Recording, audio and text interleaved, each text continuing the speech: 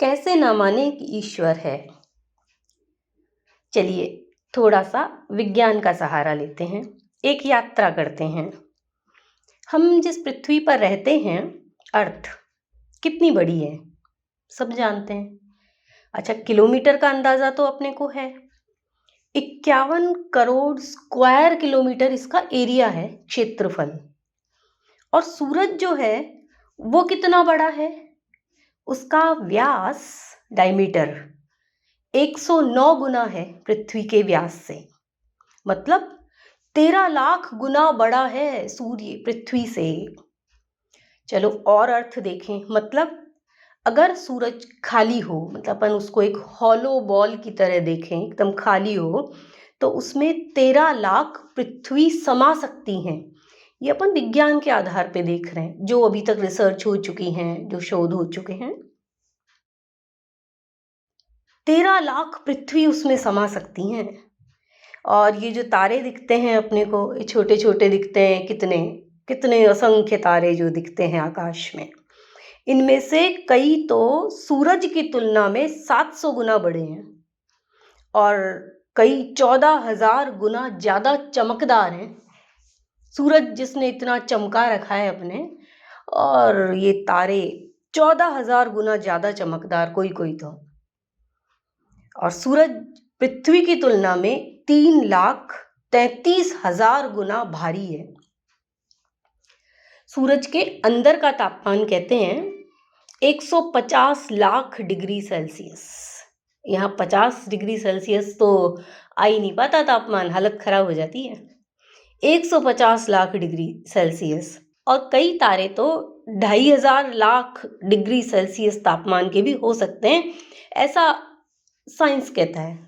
Scientific research जो अभी तक हुई है उसके अकॉर्डिंग, मतलब सूरज 150 लाख डिग्री सेल्सियस और कई तारे 2,500 लाख डिग्री सेल्सियस, और कई तारे कहीं कहीं ज्यादा ठंडे।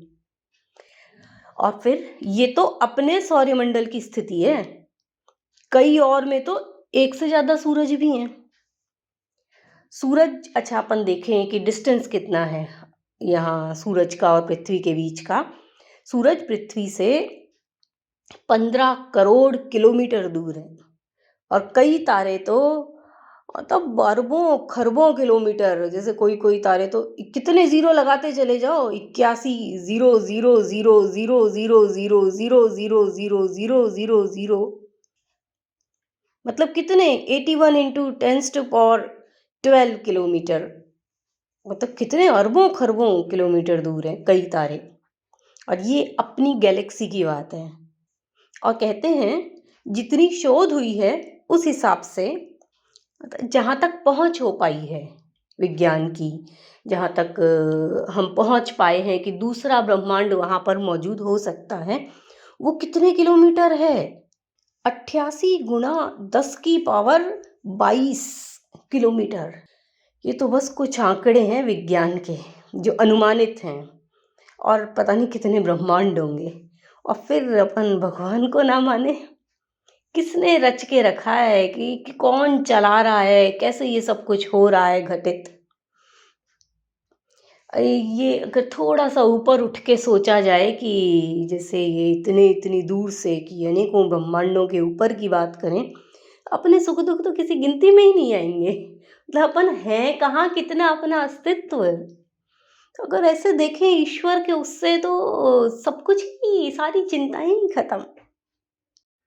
वही बात, हम क्या, हमारी हस्ती क्या।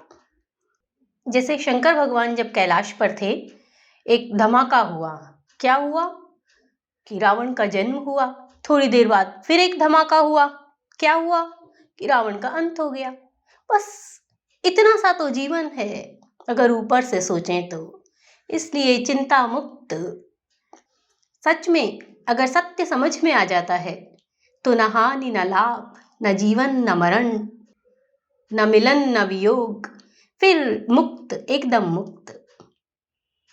आशा है इस जानकारी से, इन सब बातों से शायद हमारे व्यथित मन को कुछ राहत मिली हो। जय श्री कृष्ण।